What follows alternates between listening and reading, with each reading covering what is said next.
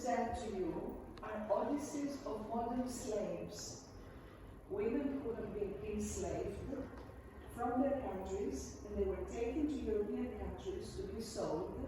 And these particular women have been presented to you have been sold for exploitation, sexual exploitation in Greece.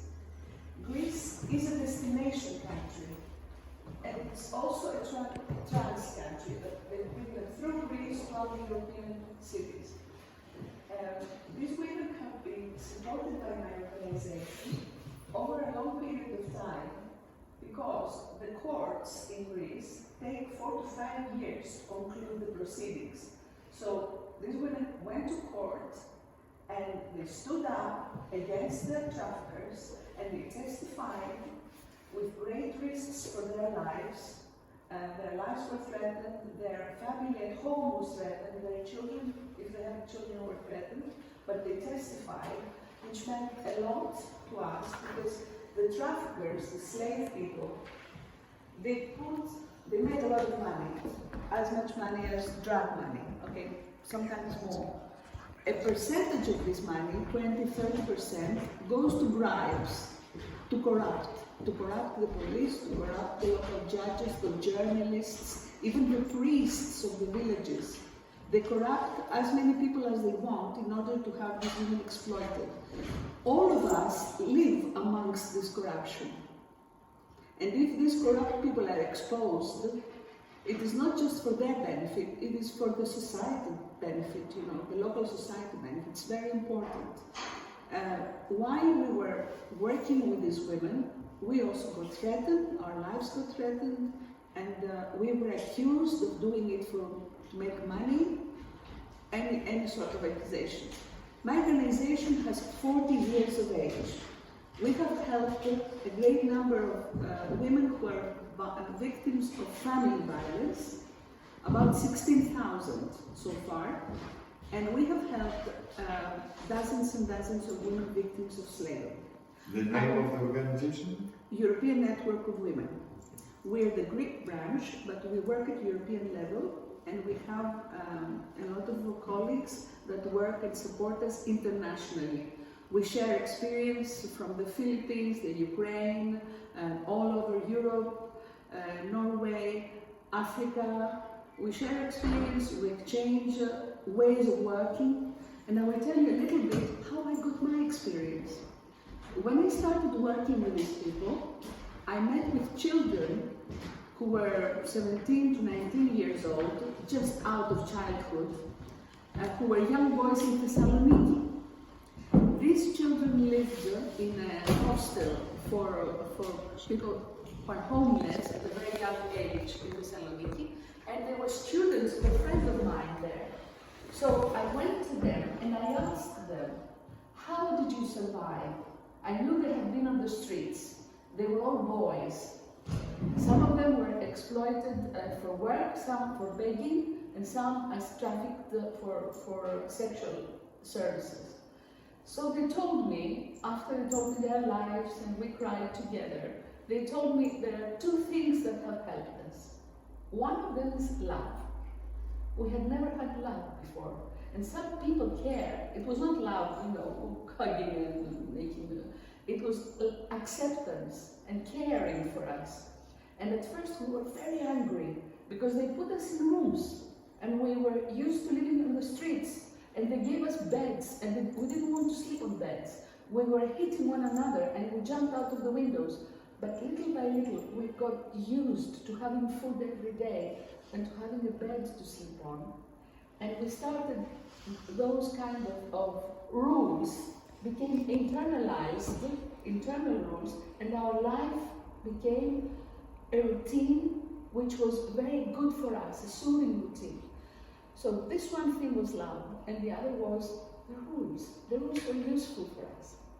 But these rules should be flexible, should allow love to flow. We took these 2 ideas, and also we had a conference in Italy, where the Italian colleagues who worked against mafia and who have also made a very good organization, which is Culture Against Mafia.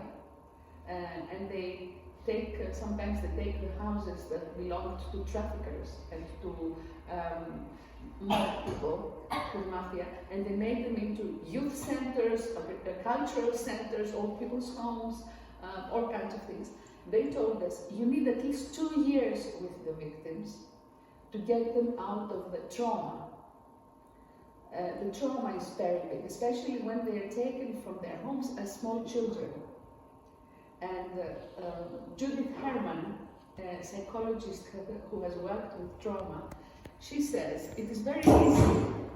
It is very easy to take the side of the trafficker and the side of the cruel person, because all you have to do is nothing. Just ignore the issue.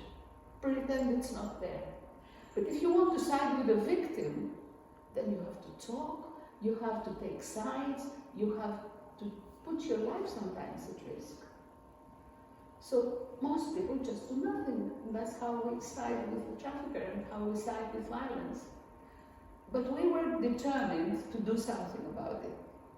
And I will tell you the stories without delaying anymore, because now you have a little bit of the frame of my mind and the organization. One of the victims that I will present to you is Ksenia, Oksana, from Ukraine. I met her in prison. I thought she was 16, 17 years old. I asked her, how old are you? She said, 100. She was 25. Oksana had a child, a baby.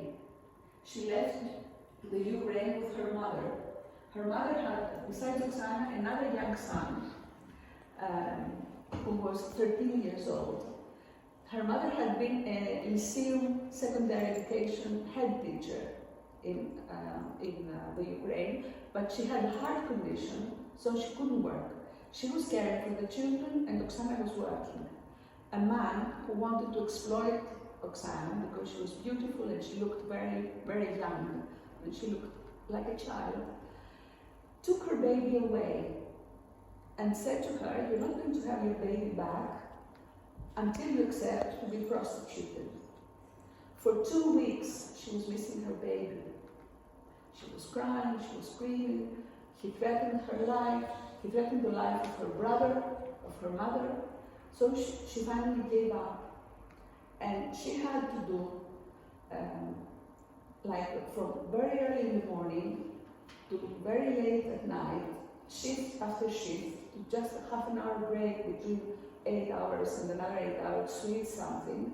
Even if she had high fever, she was in a brothel prostituting herself for 2 years. In Greece? In Greece. Now, this guy lost his driving license, and because Oksana could drive, I got her sometimes to drive for him. And so with her mother, one day, they had the children with them, she said to him, I'm not driving for you because you hit me when I drive. It was his enjoyment, his fun thing, to hit her on the head. Why on the head? Because there are no marks left to spoil the girl so that she couldn't be sold. So he would hit her on the head. And she said, I'm not driving until I tie your hands. So he laughed and said, you can tie my hands. And then what they did with her mother was they put him out in a side road and pushed him out of the car, and they drove off and they escaped.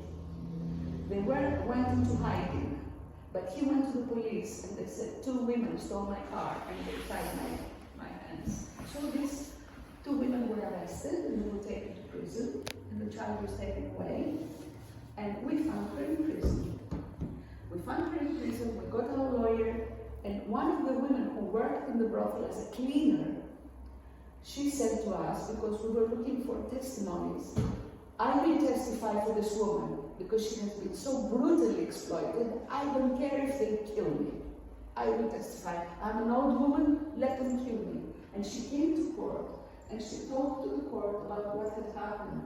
And it was her testimony that actually put these people to prison for 17 years. But abducting the baby and obliging her to prostitute herself. But Oksana and her mother were also convicted 1 year imprisonment for tying his hands. Because in Greece, you cannot defend yourself. If you defend yourself, it's considered that you take the law into your own hands and you're convicted. So they had 1 year of imprisonment. Anyway, she was taken out. What Oksana did for us, she created a film for us with a person who was a filmmaker and with some women who were volunteers. And we used this film to advertise our services and to get more women to come to us. The film was in Romanian, Albanian, Russian, in all the languages, the English also, the languages that we knew that the victims could speak. And when she started working with the filmmaker was in tears because she said to him, no, don't put 2 chairs that are the same in the film, because they gathered these chairs from the rubbish. They should be different. Don't put any knives and forks. We only have plastic. If we have something else, we will cut our wrists and die. Don't put a curtain. We will take the curtain and hang ourselves. Now, you can leave the holes where the nails were, so that people can see there was a curtain that was taken away. And she made this fantastic little film, 45 seconds for us. But the women who were there started crying, the women who were pretending to be victims for the film, for the filmmaker. And she said, no, don't cry. We don't cry. So what you do, said the filmmaker, we do this. And she started this catatonic movement to show what victims looked like. And I think it was the most authentic little film that's ever made. Oksana is fine, her mother is fine, the children are fine. She got 2 jobs afterwards. And she embroidered a little married child for me. She brought me as a gift. And their lives are fine now. I will go on with another girl, Emma. Emma was taken from Romania when she was 13 years old, together with her sister, who was a year older. Her sister was taken to Spain, and Emma was taken to Cyprus. They started prostituting her. I asked Emma, why did you follow these people from your village? And she said, but they said I would eat every day. They were really hungry when they followed these people. And the old woman that was looking after the girls was not their mother. I'm not sure she was even a relative. And she got some money from the traffickers and gave them away with the promise that they would eat, would not starve. Now, Emma didn't know anything about her body, didn't know anything about sex. When we found her, she was 17. She had just had her 7th abortion. She was bleeding in prison. And the hospital people told us if we had delayed for half an hour, she might have died. And she didn't know where babies were coming from. She started asking me, where do they come from? I see my babies in my dreams and they come to me and they tell me, why have you killed us? Why have you killed us? But where do they come from? So I said to her, they come from sex. But she said, sex is a bad thing. No, sex is a good thing if you love somebody and they love you. That's how I was born, that's how you were born. No. Don't tell me that, it's impossible. I said, that's how people are born, that's how animals are born. Do you mean to say that if somebody loves me, ever, they will have to do this thing to me? And then the next question was, I can only be a prostitute. I don't know any job. I can't write or read. Can't I be a prostitute, but without having sex? She was a ruined child. Now, if you saw this child a few months later standing in court and talking to the judges, like a wise old woman, saying, no, stop, because I do not understand. I need the translation. So she had the translation. Okay. And then she would turn to the trafficker and say, you did this to me. You made me kneel down and do this to you. And you did this. Don't deny it. She was like rising in my eyes in the air like a hero. This girl was so brave. And we had all these lawyers telling the court that she was a voluntary prostitute, and although she was so young, the man should not be judged as a trafficker. But Emma lives in Greece now on one of the islands and works as a hotel cleaner and doing services for hotels.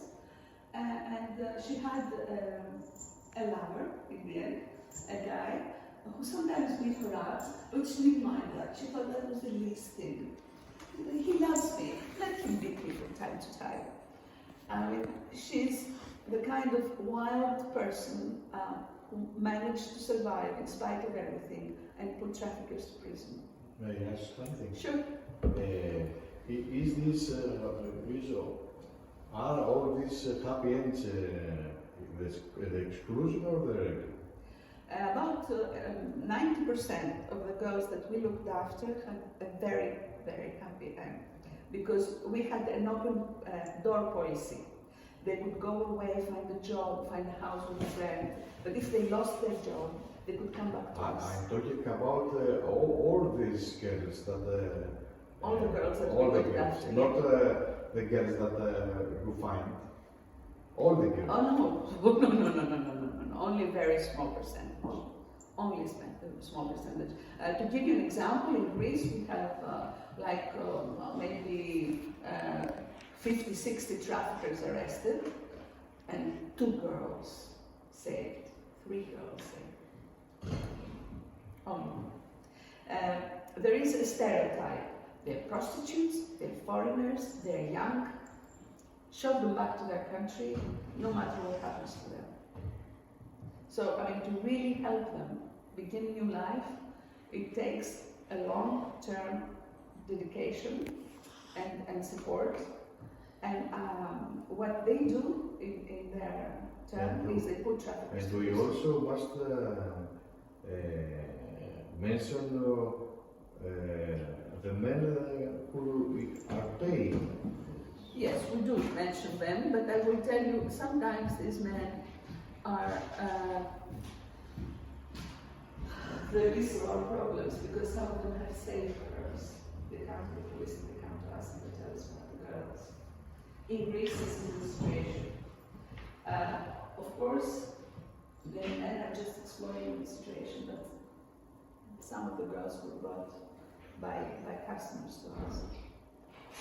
Now, this is Laura. Laura was born in Liberia. Liberia is a country in Africa that was created by an American idea to send black people back to Africa to create a free country. That's why it was called Liberia. Now, in Liberia, there was a big conflict, a civil war. That was about 35 years ago. Laura was 13 years old.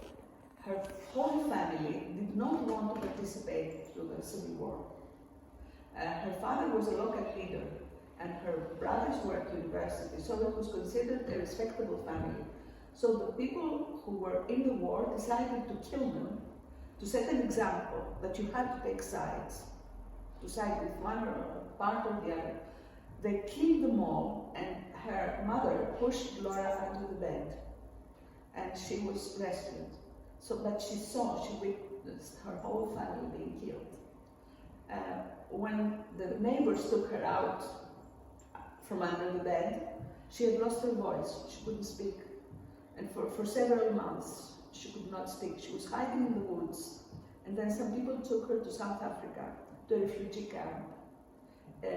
By the age of 15, about a couple of years later, some people came to the refugee camp and promised her that they would help her and put her back to school. She was dreaming of going back to school. Her family were Catholics, and she was going to a school of nuns, and she loved her school. So she wanted to go back to school. She followed them. They took her to America. They didn't take her into America properly, but through the Mexican frontier, so that she wouldn't have any documents, and they started prostituting her. And what she did, she took to the streets. She went into the streets and joined street gangs of young people. And staying with them, she started drugs. Because emotionally, she could not survive depression, inhaling heroin. But at the age of 18, she had a child with a man who abandoned her. So she decided to come to Europe, and she came to Holland. She flew with her child here, found an African woman in Holland who was trading in materials, clothes, and didn't tell her anything about inhaling heroin, but just told her, I'm a woman with a child, I need a job. She was clever and very, very quick, and she wanted to learn things, so the woman trusted her, and at some point sent her to Turkey to buy materials to import from Turkey. But in Turkey she found heroin, she bought the heroin, she came into Greece, got arrested at the frontiers, we found her in prison. And she told us, you've got to help me, because if you don't help me, I'm not taking heroin now because you can't find it in prison. But I know as soon as I go out, I'll take it again because I'm psychologically leaning towards drugs, and I need to get rid of that. I want to raise my child, I want to find my child. The African woman in Holland sent the child back to Africa with another woman, and the child was put as an intern to school. We paid for the child's tuition in the school in Africa, and then we also helped Laura in prison, and 5 years later, when she was going to be deported to Africa, she spent some time in it was a detention center where policemen were actually violating women prisoners. They were going into their cells and violating them. And she invited me to a prison center. I went there and she talked to me about it, and I took her directly to the detention center officer, and I told him about it, and I called immediately the Internal Affairs Police, which is the police of the police, checking on corruption. And not only we had these women saved, we had Laura moved to another place until she was deported, but also the whole rules about women prisoners changed in Greece. He made new rules. He wrote the prisoners' rights in 17 languages and put them everywhere so that women could read them. And male police could not go into the women's quarters. They had to be, if there was something wrong, it had to be the head officer or police women. So Laura, by testifying, she changed these rules.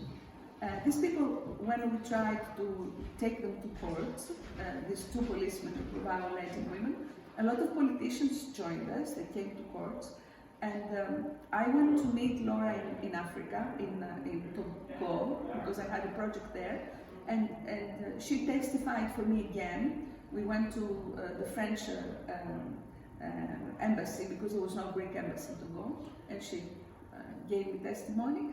And so these two policemen were the first policemen that were ever convicted in Greece for corruption regarding women and the way they were treating women. Laura now lives in England. Her elder daughter finished university, has a child, works in Nigeria for an oil company. She has 2 children. She studied nursing and worked with old people's homes, and then she studied more and took seminars, and now she works for youth who are delinquent in her situation, how she was once, and she's doing a great job. She has 2 more children. Her elder son was accepted at Cambridge to do his A-levels, and her daughter, who's 14, wants to be a policewoman, and she works with the local authorities to combat crime by young people. And she works as a young volunteer. And she has also helped us a lot with trafficked African women in Greece, because sometimes African women go through a voodoo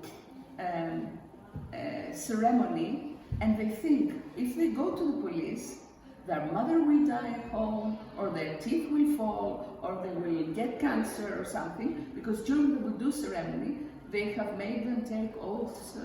And she helped us convince these women by finding good voodoo priests to make the oath go away, take the curse away. So she has been an advisor to us these years.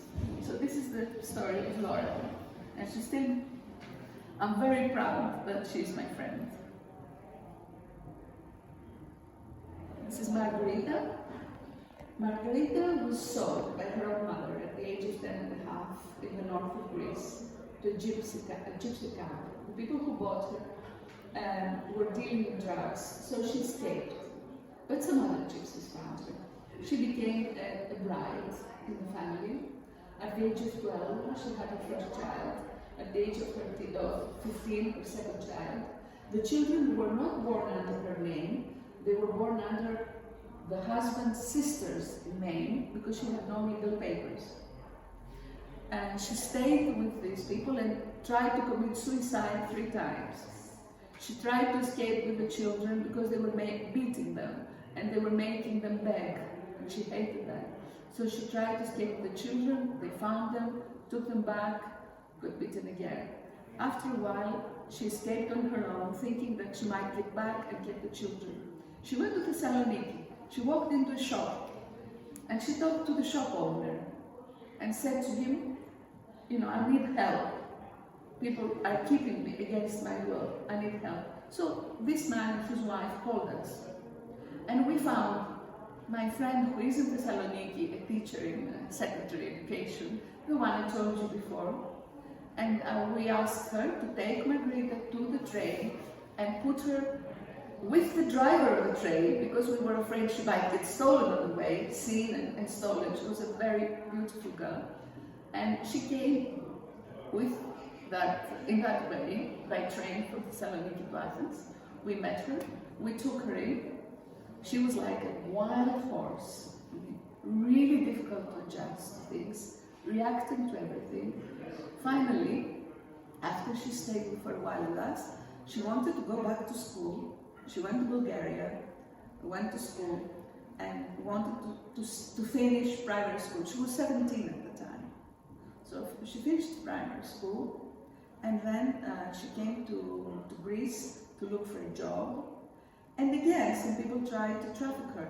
They had told her that she could do folk dances in Greece, but in fact it was a trafficking business. So they took Margarita and another girl, 17 years old, younger girl, in Larissa and locked them up. Margarita managed to escape, called us, and I called another friend who is also a teacher, art teacher in Larissa, and this person gave her 30 euros to go to Thessaloniki, and we contacted the police in Thessaloniki and we rescued her again, but they found her in Bulgaria, and because she had escaped, they beat her up, put her in hospital for a week. Margarita's story is like an ancient Greek drama because she tried to find her father. Her mother hated her, but tried to find her father and started living with her father, and her younger brother took her little brother in as well. But the factory where her father found the job got burned down and he got burned. So he was gone. She was very unhappy. She was feeling that if I hadn't asked him to work, maybe he wouldn't be dead. And then she had a child, and her child got cancer. And then she had to come to Greece and look for a job, and it was very difficult. Anyway, she struggled through that. She struggled against the traffickers. She always denounced. We always had a case with her. We knew that finally she would survive. She's a survivor. She's still in trouble. She has 2 children. She was living in Bulgaria. It's difficult for her, but she comes to Greece, she works, she goes back home, and she manages to make ends meet. And if we can, we help her. She's struggling on. And this girl is Carmen. Now Carmen was 16 when we found her, and the police helped us release her from a place. She did not want to testify against one of the traffickers, who was very cruel and very dangerous, because when she was called, he brought her a blanket. What happens to these girls, if anybody helps them, they go through this Stockholm syndrome. They identify with the cruel person. They say, he's an exception. The others were bad, but he was cruel. This is because they're so desperate that if they find even a kind moment with somebody, they think this person is God. So we tried to, we asked her to testify. We managed to convince her. She testified against the gang. They were put to prison. It was a very dangerous gang that was transporting women to Germany. And then she went to school. And she was a star. She finished secondary education with very high marks. And her life changed completely. She's now married in Hungary. She wanted to be a policeman, but she wasn't a policewoman, but she wasn't tall enough. And that was something she was very unhappy about. Now, I'm just giving you some of the stories of women. Some of them were more tragic, some were more powerful than others, but what we felt as we were supporting them is we felt ourselves grow. And I felt the need as a painter a couple of years ago to make 20 paintings that represented 20 of these women, because I wanted to hold, to treasure this experience that I had with them. And I thought it worth bringing some and presenting them to you. And I will not keep you any longer. Thank you. Is it your paintings?